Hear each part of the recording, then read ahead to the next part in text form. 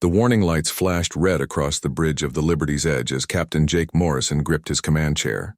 The ship shook violently as the experimental faster-than-light drive started making sounds no machine should ever make. Sparks flew from control panels while his crew fought to keep the massive vessel from tearing itself apart. "Amy, what's our status?" Jake shouted over the noise to his tactical officer. Lieutenant Commander Amy Rodriguez checked her screens with the calm focus of someone who had seen too many battles. "Drive core is overloading, Captain. Bob's trying to shut it down, but we might have to abandon ship." "Not happening," Jake said firmly. He had lost too many good people over the years to give up his ship without a fight. The Liberty's Edge was more than metal and circuits to him. It was home to 200 former soldiers who had nowhere else to go after Earth's last war ended. Chief Engineer Bob Sullivan's voice crackled over the communication system. "Captain, I can't stop it. The drive is going to tear a hole in space whether we like it or not. Everyone better hold on tight." The ship lurched forward as reality bent around them. Jake felt his stomach drop as the Liberty's Edge was pulled into a tunnel of twisted light and impossible colors. The experience lasted only seconds, but it felt like hours. When the shaking stopped and the lights returned to normal, they found themselves somewhere very different from where they started. Commander Lisa Park, the communications officer, stared at her instruments in disbelief. "Captain, you need to see this. We're not in Kansas anymore." Jake looked at the main screen and felt his jaw drop. In front of them was the largest space station he had ever seen.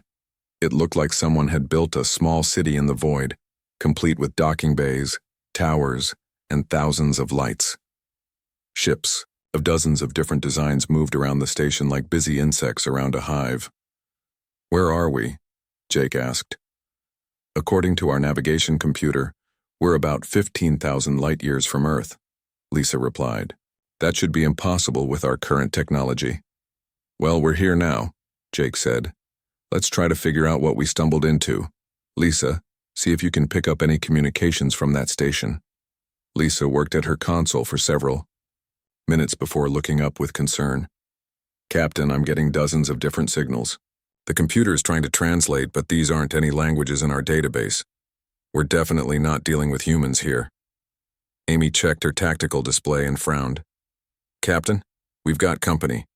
Multiple ships are moving toward us. From the station, they look like military vessels." Jake studied the approaching ships on the screen.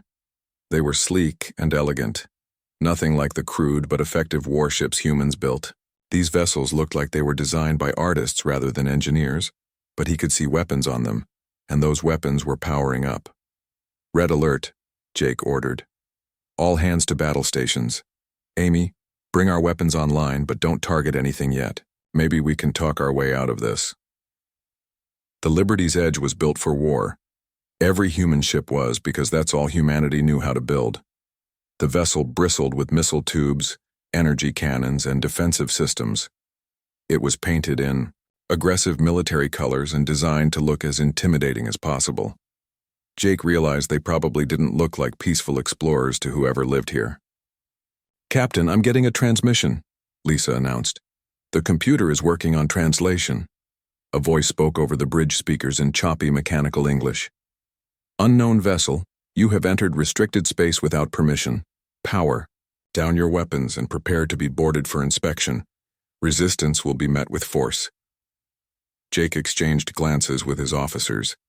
They were clearly outnumbered, but surrendering had never been the human way. "Lisa, open a channel. Let me talk to them." "Channel open, Captain." Jake took a deep breath.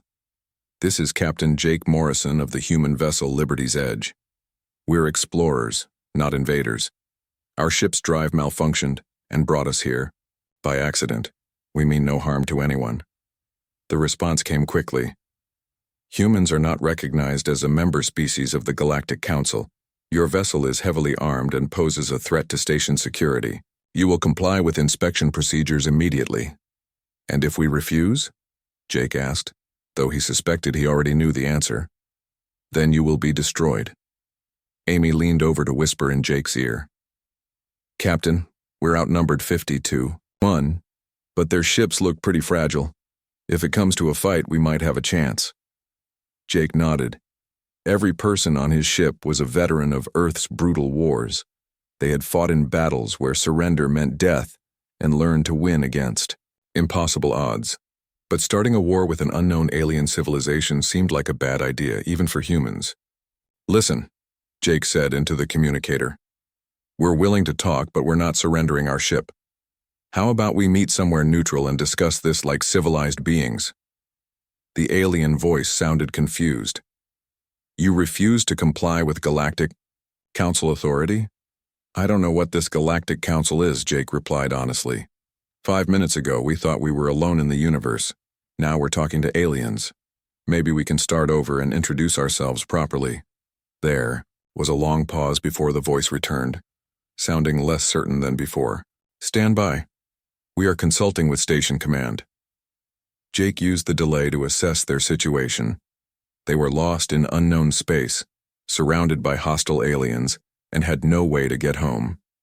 The logical thing would be to cooperate and hope for the best. But Jake had learned long ago that logic and survival didn't always go together. "Bob, how's our drive?" he asked over the intercom. "Dead as a rock, Captain. Whatever brought us here isn't taking us back anytime soon. We're stuck until I can figure out what happened." "Amy, what's your assessment of their ships?" Amy studied her screens carefully. "They're fast and well-armed, but their hulls look thin. I think they're built for space patrol, not real combat. If they try to board us by force, we can probably fight them off." Jake hoped it wouldn't come to that, but he prepared for the worst. The Liberty's Edge carried 200 of Earth's toughest soldiers, all trained in the hard school of human warfare. They had survived battles that would have broken most civilizations, and they weren't about to start backing down now. The alien voice returned, sounding more formal. "Human vessel, you will proceed to Docking Bay 7 for inspection. Council security forces will board your ship and catalog all weapons and technology. Any resistance will be considered an act of war against the Galactic Council." Jake looked around his bridge at the faces of his crew. Amy's hand rested on her weapons controls. Lisa monitored dozens of alien communications channels. Bob waited, in engineering, ready to push their damaged systems beyond safe limits if necessary. These were his people, and he would not let them be taken without a fight. "Negative," Jake said firmly. "We'll dock at your station if you want to talk, but nobody boards our ship without an invitation. That's not negotiable." The response was immediate and angry. "You dare defy the authority of the Galactic Council? Your species will learn the price of such arrogance." Jake saw weapon signatures light up on Amy's tactical display as the alien ships prepared to attack. He had hoped for a peaceful first contact, but it looked like humanity was about to make its galactic debut the same way it did everything else, with violence and determination. "All hands, brace for combat," Jake announced over the ship's intercom.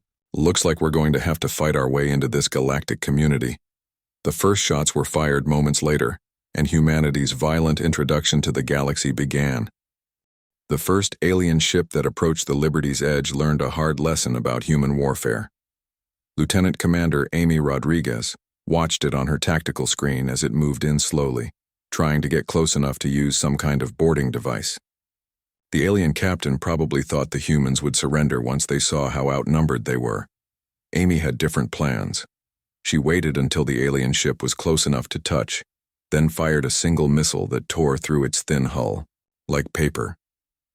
The ship spun away, leaking air and sparks, completely disabled but not destroyed. Amy could have killed everyone aboard, but she chose not to. It was a warning shot with teeth. "One down, 49 to go," she said calmly, already targeting the next ship. Captain Jake Morrison watched from his command chair as more alien vessels moved toward them. These beings had no idea what they were dealing with. Every human on the Liberty's Edge had learned to fight in wars where losing meant dying. They had been shaped by centuries of conflict that made them harder and more dangerous than any species that had known only peace. Chief Engineer Bob Sullivan's voice came over the intercom from the engine room. "Captain, I can give you full power for about 10 minutes before something important explodes. After that, we'll be running on backup systems." "Make it count, Bob," Jake replied. He turned to Amy. "Light them up. Show them what humans can do. The next few minutes changed everything the Galactic Council thought they knew about warfare. The Liberty's Edge moved like a shark among goldfish, striking fast and hard before sliding away from return fire. Amy used tactics that the aliens had never seen before, because their wars had been fought by gentlemen who followed rules and tried not to hurt each other too badly. Humans had no such restrictions. They fought to win, period. The alien ships tried to surround the Liberty's Edge, but Amy saw the trap coming long before it closed. She fired missiles in 3 directions at once, forcing the aliens to scatter, then used the ship's main guns to punch holes in 2 more vessels. The aliens shot back, but their weapons were designed to disable, not destroy. Human weapons had no such limitations. "They're not trying to kill us," Amy reported to Jake. "They're using some kind of stunning weapons. Probably want to capture us alive." Jake almost smiled. "Too bad we don't have stunning weapons." Commander Lisa Park worked frantically at her communication station, trying to establish better contact with the aliens. The automatic translator was getting better at understanding their language, but the messages coming through were confused and angry. The aliens couldn't understand why the humans were fighting so hard instead of just giving up. "Captain, I'm getting messages from the station," Lisa reported. "They're calling for more ships. Sounds like they're treating this as a major incident." "How major?" Jake asked, dodging as another alien ship tried to ram them. "They're talking about declaring war on humanity." Jake felt a cold weight in his stomach. His ship carried the only humans in this part of the galaxy. If the aliens decided to hunt down and destroy his people, there would be no help coming from Earth. They were 15,000 light-years from home, with no way to get back. "Amy, ease up on the firepower," he ordered. "Try to disable their ships without destroying them. Maybe we can still talk our way out of this." Amy nodded and adjusted her targeting. The next missile she fired took out an alien ship's engines, instead of its hull. The vessel drifted helplessly, but its crew was still alive. She repeated the tactic with 2 more ships, leaving them stranded but breathing. The aliens seemed to notice the change in tactics. Their attack became less coordinated, more hesitant. Several ships pulled back to a safer distance, unsure how to proceed. The humans were winning the battle, but they were also showing mercy to defeated enemies. This confused the aliens even more. Bob Sullivan's voice crackled over the intercom again. "Captain, we're running on fumes down here. Whatever you're going to do, do it fast." Jake made a decision that would change the course of galactic history. "Lisa, open a channel to the station, all frequencies." "Channel open, Captain," Jake spoke, slowly and clearly, hoping the translators would get his message right. "This is Captain Jake Morrison of the human vessel Liberty's Edge. We don't want to fight you. We're explorers who got lost and ended up in your space by accident. We've tried to disable your ships instead of destroying them because we don't want to kill anyone. But if you keep attacking us, we will defend ourselves with everything we have." The response came from a different voice, older and more authoritative. "Human Captain, you have demonstrated capabilities that concern the Galactic Council. Your vessel has defeated 50 of our ships with minimal damage to itself. We must know how this is possible." "We're good at fighting because we've had a lot of practice," Jake replied honestly. "Our species has been at war with itself for thousands of years. We learned to build tough ships and use them well because that's how we survived." There was a long pause before the alien voice returned. "Your species fights wars among itself?" "We used to," Jake said. "We've been trying to stop, but it's hard to change old habits.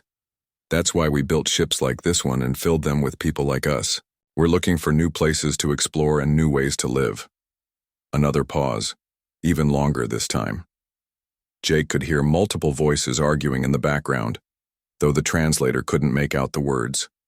Finally, the original voice returned. "Captain Morrison, the Galactic Council wishes to speak with you directly. Will you come to our station under a flag of truce?" Jake looked around his bridge at his crew. Amy shook her head slightly, worried about a trap. Lisa monitored the alien communications, trying to judge their intentions. Bob waited in engineering, ready to restart their damaged engines if they needed to run. "What guarantees do we have?" Jake asked. "The word of the Galactic Council," the alien replied. We have governed this region of space for 3,000 years without breaking our promises. Jake made another decision that would echo through galactic history.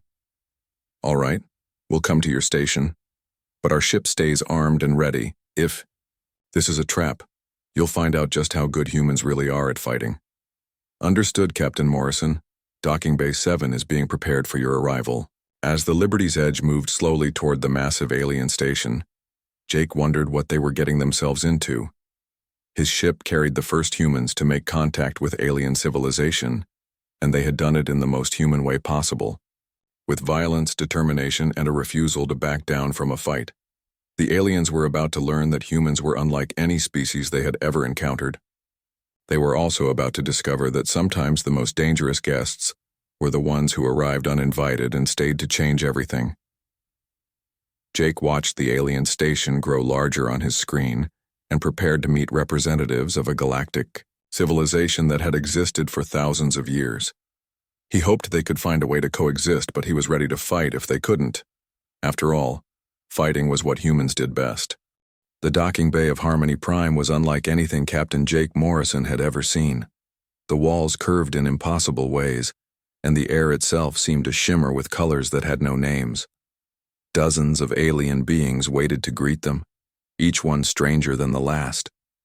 Some looked like walking trees, others resembled giant insects, and a few seemed to be made of living crystal. Jake walked down the ramp of the Liberty's Edge with Amy Rodriguez and Lisa Park beside him. Behind them came Chief Petty Officer Steve Chen, their weapons specialist, and Dr. Helen Wright, the ship's medical officer who had volunteered to serve as their xenobiologist. All 5 humans wore their military uniforms and sidearms, making it clear they were soldiers first and diplomats second. The alien who stepped forward to greet them looked almost human, except for the blue skin and the extra pair of arms. When it spoke, Jake heard the words in perfect English through a small device attached to his ear.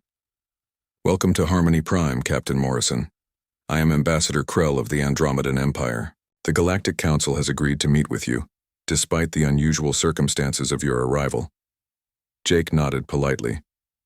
"Thank you for agreeing to talk instead of shooting.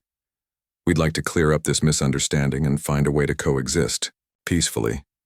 Ambassador Krell's expression was hard to read, but Jake got the feeling the alien was studying him carefully. "The Council has many questions about your species, Captain. Your ship defeated 50 of our vessels with ease. Such military capability is unprecedented in our experience. We're good at what we do," Jake replied simply. "But we'd rather not have to do it." They were led through corridors filled with beings from across the galaxy. Jake noticed that many of the smaller, weaker-looking species stepped aside when the stronger ones passed by. There seemed to be a clear hierarchy here, with the powerful species at the top and everyone else knowing their place. The council chamber was enormous, with representatives from dozens of different worlds arranged in a complex pattern that probably had meaning to those who understood galactic politics. At the center sat a being that looked like a cross between a jellyfish and a tree, with tentacles that moved in patterns that might have been speech. "Captain Morrison," the creature said through Jake's translator, "I am President Zephyr of the Altarian Collective. We have ruled this council for 800 years, maintaining peace through wisdom and diplomacy." Jake looked around the chamber, at all the alien faces watching him. "That's impressive. How did you manage to keep so many different species working together?" "Through understanding that some are born to lead and others to follow," President Zephyr replied. "Each species has found its proper place in the galactic order. The strong protect the weak and the weak serve the strong. It is a system that has worked for millennia." Jake felt a chill run down his spine. This wasn't the peaceful utopia he had expected. It sounded more like a protection racket run by the biggest bullies in the galaxy. He glanced at Amy, who was studying the room with the eyes of a soldier looking for threats. "And where do humans fit in this order?" Jake asked carefully. "That remains to be determined," President Zephyr said. "Your species has demonstrated remarkable military capabilities. The Council is prepared to offer you membership, but there are conditions." Ambassador Krell stepped forward. You must share your military technology with the Council's defense forces, your weapons, your tactics, your training methods. In return, we will grant you territory and protection under galactic law. Jake kept his expression neutral, but inside he was alarmed. They wanted to learn human fighting techniques so they could use them to maintain their control over the weaker species. What if we refuse? Then you remain outlaws, President Zephyr said simply. Your ship will be hunted down and destroyed, and any other humans who enter our space will meet the same fate. Dr. Helen Wright had been quietly observing the various alien species in the chamber. She leaned close to Jake and whispered, "Captain, look at how the smaller species react when the larger ones speak. They're terrified." Jake followed her, gazed and saw what she meant. Every time President Zephyr or Ambassador Krell spoke, dozens of smaller aliens seemed to shrink back in fear. This wasn't a council of equals. It was a gathering of masters and slaves.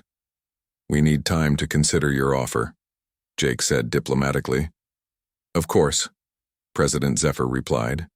"You have one standard day to decide. Use it wisely." As they were escorted back to their ship, Jake and his team were approached by a small furry creature that looked like a cross between a cat and a monkey. It glanced around nervously before speaking in a whisper. "Human captain, please be careful what you say. The walls have ears here." Jake knelt down to the creature's level. "What's your name?" "I am Squeaker of the Fuzzy Folk. My people have served the Altarians for 600 years. We have no choice." "What do you mean?" Helen asked gently. Squeaker looked around again, then spoke even more quietly. "The Council's peace is built on fear. Small species like mine do what we're told or we're destroyed. The Draconians learned that lesson 50 years ago when they tried to resist. Now their homeworld is a wasteland." Jake felt anger building in his chest. "They committed genocide? They called it a police action," Squeaker replied bitterly. "The strong maintain order, and the weak learn their place. That is the galactic way." Steve Chen spoke up for the first time. "What if someone taught the weak species how to fight back?" Squeaker's eyes went wide with terror. "Such talk is forbidden. The punishment for rebellion is death for entire worlds." After Squeaker scurried away, Jake's team returned to their ship in silence. Once they were safely aboard, Jake called his senior officers together in the briefing room. "Well, what do you think?" he asked. Amy spoke first. "It's a trap, Captain. They want our weapons so they can be even more effective at oppressing the smaller species. If we give them what they want, we become part of the problem." Lisa nodded. "I've been monitoring their communications. There are dozens of species that hate the current system, but are too afraid to do anything about it. The Council rules through intimidation." Helen looked troubled. "I've studied 17 different species since we arrived. At least 12 of them show signs of chronic stress and fear. This isn't a peaceful civilization. It's a carefully maintained reign of terror." Steve was cleaning his sidearm as he spoke. "Captain, these aliens don't know how to fight a real war. They've been winning through superior numbers and technology, not tactics or courage. If someone taught the smaller species proper military doctrine, they might have a chance." Jake stared out the window at the massive space station surrounding them. "We came here looking for a new home and found a galactic empire built on oppression. The question is, what do we do about it?" "We could just leave," Amy suggested. "Find some empty system and mind our own business." "Could we really?" Jake asked. "Knowing what we know now? Could we just walk away and let this continue?" Helen shook her head. "The smaller species are depending on someone to help them. They've been waiting for centuries for someone strong enough to stand up to the bullies. And we're the most qualified applicants for the job," Steve added with a grim smile. Jake made a decision that would reshape the galaxy. "All right then, we're going to politely decline their offer and see what happens next." "You think they'll attack?" Amy asked. "I'm counting on it," Jake replied. "When they do, every oppressed species in the galaxy will see that the Council can be beaten. That might be all the encouragement they need to start fighting back." As the Liberty's Edge prepared for what might be their final battle, Jake wondered if he was making the right choice. But then he thought about creatures like Squeaker, living in fear for 600 years, and knew he couldn't walk away. Humans had arrived late to the galactic community, but they were about to change everything. Captain Jake Morrison stood on the bridge of the Liberty's Edge and watched President Zephyr's face turn darker shades of blue on the main screen.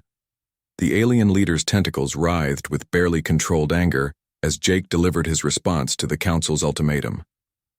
"We appreciate your offer," Jake said calmly, "but humans prefer to make their own way in the galaxy. We'll find somewhere else to settle and won't bother you again." "You cannot simply refuse the authority of the Galactic Council, President," Zephyr replied, his voice trembling with rage. "No species has ever rejected our guidance. You will comply or face the consequences." Jake looked around his bridge at his crew. Amy Rodriguez had her hand on the weapons controls. Lisa Park monitored dozens of alien communication channels. Steve Chen watched the tactical display where Council ships were moving into attack positions. Dr. Helen Wright stood quietly in the corner, her medical bag ready for whatever came next. "Then I guess we'll face the consequences," Jake said, simply. President Zephyr's image disappeared from the screen, replaced by the sight of 100 alien warships surrounding the space station. Jake had expected this reaction. What he hadn't expected was what happened next. Lisa looked up from her station with surprise. "Captain, I'm getting transmissions from inside the station. Dozens of different species are sending us messages."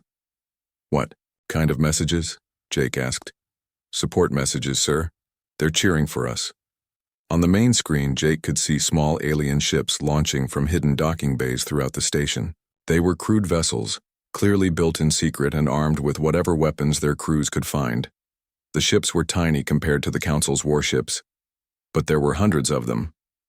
"Squeaker to human, Captain," came a familiar voice over the communication system. "The fuzzy folk stand with you. We're tired of being afraid." More voices joined in. "The rock people remember freedom," came a deep, gravelly voice. "We fight alongside the humans. The crystal singers have waited 3 centuries for this moment," chimed a voice like breaking glass. "Today we sing songs of war." Jake felt a chill run down his spine. They had started a revolution without meaning to. Species that had been oppressed for centuries were finally finding the courage to fight back, and they were looking to the humans for leadership. "Amy, what's our tactical situation?" Jake asked. "Complicated, Captain. The Council has about 100 heavy warships, but they're surrounded by maybe 500 smaller rebel vessels. The rebels are outnumbered and outgunned, but they have the element of surprise." President Zephyr's voice boomed across all frequencies. "Attention rebel forces, return to your docking bays immediately. Any ship that continues this illegal action will be destroyed along with its entire homeworld." The response was immediate and unanimous. "No more threats," came Squeaker's voice, now strong and clear. "No more fear. Today we fight for freedom." The battle that followed was unlike anything the galaxy had ever seen. The Council's ships were powerful and well-armed, but they were designed to fight other organized fleets, not swarms of desperate rebels who had nothing left to lose. The smaller ships darted between the larger vessels like angry insects, striking at weak points and disappearing before the Council could respond. Jake found himself commanding not just his own ship, but coordinating the entire rebel fleet. His years of military experience had taught him how to fight against superior numbers, and he quickly began organizing the chaos into an effective fighting force. "Lisa, patch me through to all rebel ships," Jake ordered. "Channel open, Captain." "All ships, this is Captain Morrison. Form up into groups of 10. Each group picks one Council ship and swarms it. Don't try to destroy them. Just disable their weapons and engines. We want prisoners, not corpses." The rebel fleet responded with enthusiasm. Groups of small ships began coordinating their attacks, overwhelming the Council's defenses through sheer numbers and determination. The Liberty's Edge led by example, using its superior firepower to cripple Council ships while protecting the smaller rebel vessels. Lieutenant Sarah Murphy, who had come aboard as a diplomatic attaché just before they left Earth, found herself coordinating with rebel leaders from a dozen different species. Her job was supposed to be translation and cultural exchange, but now she was helping plan military operations against the most powerful force in the galaxy. "Captain," Sarah reported, "I'm getting reports from other systems. Word of the rebellion is spreading fast. 3 more sectors have declared independence from the Council." Jake felt the weight of responsibility settling on his shoulders. This was no longer just about his ship and crew. Millions of beings across the galaxy were looking to humans for leadership in their fight for freedom. The battle raged for hours. Council ships tried to break through the rebel swarm to reach the Liberty's edge, but they were constantly harassed by smaller vessels that struck and vanished like ghosts. The rebels fought with a ferocity born of centuries of oppression, and their desperation made them incredibly dangerous. Admiral Patricia Davis arrived in the middle of the battle with 3 more human ships. She had been exploring a different part of space when she received Jake's emergency transmission and came as quickly as she could. "Jake, what have you gotten us into?" Patricia asked over the communication system as her ship, the Iron Will, joined the fight. "A war we didn't start but can't walk away from," Jake replied, watching as another Council ship surrendered rather than face destruction. Patricia's ships turned the tide of the battle. The Council had been slowly gaining ground against the rebels through superior firepower, but the arrival of more human vessels changed everything.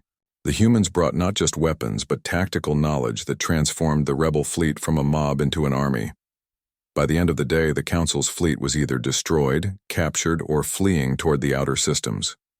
Harmony Prime, the symbol of galactic order for 3,000 years, was in rebel hands. President Zephyr and his supporters had barricaded themselves in the station's command center, but they were trapped with nowhere to run. Jake stood in the Council chamber, where he had first met the galactic leaders, but now it was filled with representatives from the oppressed species. Squeaker sat in President Zephyr's chair, looking both proud and terrified. The crystal singers hummed victory songs that made the walls vibrate. The rock people stood like silent mountains, their ancient patience finally rewarded. "What happens now?" asked a representative of the tree folk, a species that communicated through changing leaf colors. Jake looked around the chamber at dozens of different species, all looking to him for answers. He had been a ship captain yesterday. Today he was apparently the leader of a galactic revolution. "Now we build something better," Jake said finally. "We create a government that serves everyone, not just the strong. We make sure that no species ever has to live in fear again." "And if the Council strikes back?" asked a voice from the crowd. Jake smiled grimly. "Then we'll be ready for them. We've learned that fighting for freedom is contagious. Every victory inspires others to join the cause." Admiral Patricia Davis approached Jake after the meeting. "You realize what you've done, don't you? You've started a galactic civil war." Jake nodded. "I know. But what was the alternative? Let the oppression continue forever?" Patricia looked around at the diverse group of beings working together to plan their new government. "No, I suppose not. But Jake, we're going to need a lot more ships if we're going to finish what we started." "Then we better get building," Jake replied. "This war is just beginning."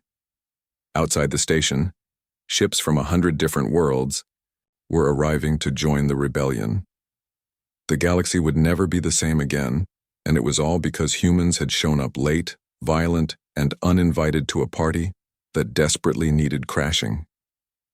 3 years had passed since the first shots were fired at Harmony Prime, and the galaxy was finally quiet again. Captain Jake Morrison, now Admiral Morrison, stood in the rebuilt council chamber, looking out at representatives from over 200 species. The room looked very different from the formal hierarchy that had existed before. Now, beings of all sizes and strengths sat together as equals. The war had been brutal. The old Galactic Council had fought desperately to maintain their power, using weapons that could destroy entire planets. But for every world they threatened, 10 more joined the rebellion. The oppressed species of the galaxy had discovered something the Council never understood, that beings fighting for freedom were far more dangerous than beings fighting for power. Squeaker of the Fuzzy Folk now served as the Secretary of Interspecies Relations. The small, furry creature had grown confident. Over the years, No longer speaking in whispers or looking over his shoulder in fear, he approached Jake with a datapad containing the day's reports. Admiral Morrison, the reconstruction of the draconian homeworld is ahead of schedule, Squeaker reported. The atmosphere should be breathable again within 5 years. Jake nodded, with satisfaction. One of their first acts after winning the war had been to begin healing the damage done by the old council. Worlds that had been destroyed for resisting were being rebuilt. Species that had been scattered were being reunited with their homelands. Colonel Frank Johnson, Jake's old friend who now served as the chief military advisor to the new Galactic Federation, entered the chamber with his usual serious expression. Frank had lost an arm in the final battle against the Council's forces, but he refused to let that slow him down. "Jake, we've got a situation developing in the Outer Rim," Frank reported. "Some of the former Council species are trying to set up their own government. They're calling themselves the True Galactic Authority." Jake sighed. He had expected this. Not everyone had been happy about the changes. Some species that had benefited from the old system of oppression were having trouble adjusting to a galaxy where they couldn't simply take what they wanted from weaker neighbors. "How many ships do they have?" Jake asked. "About 50, mostly old Council vessels that escaped during the final battle. They're not a major threat militarily, but they're trying to convince other species to join them." Lieutenant Sarah Murphy, who had become the Federation's head of diplomatic relations, looked up from her work. "Admiral, maybe we should try talking to them first. Not everyone who opposes us is evil. Some might just be scared of change." Jake considered this. Sarah had proven to be excellent at understanding different alien cultures and finding peaceful solutions to problems. She had helped negotiate the surrender of dozens of former Council worlds without firing a shot. "What do you suggest?" Jake asked. "Let me take a small diplomatic team to meet with their leaders," Sarah replied. "If they're willing to talk, maybe we can find a way to coexist. If not, then we'll know we tried." Commander Tony Garcia, who had arrived 2 years earlier, with a fleet of new human ships, shook his head. "With respect, Sarah, these aren't reasonable people. They're the same species that committed genocide against anyone who disagreed with them. Some problems can only be solved with force." Tony had good reason to be suspicious. His ship had been attacked by former Council forces while carrying medical supplies to a refugee camp. The attack had failed, but dozens of innocent beings had been killed in the crossfire. Dr. Helen Wright, now the Federation's chief science advisor, spoke from her corner of the room, where she had been studying reports from the research teams. "Actually, I think Sarah might be right. I've been reviewing the psychological profiles of the former Council species. Many of them are genuinely afraid that we'll treat them the way they treated others." "Maybe they should be afraid," Tony said. Bluntly, Jake held up his hand for silence. This was the challenge of building a new government, balancing justice with mercy, strength with compassion. The humans could have easily conquered the galaxy after defeating the Council, but that would have made them no better than their predecessors. "Sarah, take a diplomatic mission to meet with them," Jake decided. "But Tony, I want you to take a fleet and position it nearby, just in case. We'll try talking first, but we'll be ready to fight if necessary." Amy Rodriguez, now a general in the Federation Defense Force, looked up from her tactical display. "Admiral, I've been tracking their ship movements. They're not just talking about resistance. They're actively recruiting mercenaries and building weapons. This looks like preparation for war." Jake felt the familiar weight of command settling on his shoulders. He had hoped the fighting was over, but it seemed like some beings never learned. The old Council species had enjoyed 3,000 years of dominance and weren't willing to give it up easily. 2 weeks later, Sarah returned from her diplomatic mission with disappointing news. The meeting with the True Galactic Authority had gone badly. Their leaders, mostly former Council members who had escaped justice, refused to recognize the new Federation government. They demanded the restoration of the old system and the punishment of all species that had participated in the rebellion. "They're not interested in compromise," Sarah reported to the Federation leadership. "They believe they have a divine right to rule over lesser species. One of their leaders actually told me that freedom was wasted on beings too weak to defend themselves." Jake looked around the room at his advisors. Squeaker's fur was standing on end with anger. The crystal singers were humming low, dangerous notes. Even Helen, who usually advocated for peaceful solutions, looked grim. "How long before they attack?" Jake asked Amy. "Our intelligence suggests they're planning a strike against the fuzzy folk homeworld within the month," Amy replied. "They think that if they can terrorize one of our member species, others will abandon the Federation out of fear." Jake made his decision. "Then we stop them first. Frank, mobilize the fleet. Amy, prepare the defense forces. We're going to end this threat before it can grow." The final battle of the Galactic War was fought in the asteroid belt surrounding the fuzzy folks' home system. The true Galactic Authority had gathered their forces there, thinking the civilians would make good hostages. They had forgotten that the new Federation was led by humans who had learned never to leave their people behind. The battle was swift and decisive. The former Council forces fought with the same arrogance that had led to their original defeat. They expected their enemies to be afraid, to back down when faced with superior technology. Instead, they found themselves facing a united fleet of species that had learned to fight together as equals. Jake commanded the battle from the bridge of the Liberty's Edge, the same ship that had accidentally started this war 3 years earlier. Beside him stood representatives from dozens of different worlds, all working together to protect their new way of life. When the last enemy ship surrendered, Jake felt a mixture of relief and sadness. The war was finally over, but the cost had been enormous. Billions of beings had died fighting for freedom, and entire civilizations had been destroyed in the process. In the months that followed, the galaxy began to heal. The new Galactic Federation was based on principles that would have seemed impossible under the old system: equality, self-determination, and mutual respect. Every species, no matter how small or weak, had an equal voice in government. Jake stood once again in the council chamber, but now it was filled with the sounds of dozens of different languages as representatives from across the galaxy worked together to solve problems. The fuzzy folk debated trade agreements with the crystal singers. The rock people shared mining technology with former enemies. Species that had been at war for centuries were learning to be neighbors. Squeaker approached Jake with the final casualty, reports from the war. "Admiral, the numbers are complete. We lost 4 million beings in the fighting, but we freed over 2 billion from oppression." Jake nodded solemnly. Every life lost had been precious, but the alternative would have been the continuation of a system that had oppressed trillions for millennia. "Was it worth it?" Squeaker asked quietly. Jake looked out at the diverse group of beings working together to build a better future. Children from a dozen species played together in the station's parks. Scholars from across the galaxy shared knowledge freely. Trade flowed between worlds that had been enemies just years before. "Ask me again in 100 years, Jake replied. "But I think we did the right thing." As the sun set over the rebuilt Harmony Prime, now renamed Freedom Station, Jake reflected on how much had changed since that day when the Liberty's Edge had stumbled into alien space.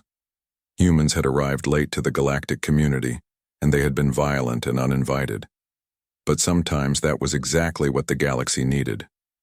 The age of oppression was over. The age of freedom had begun.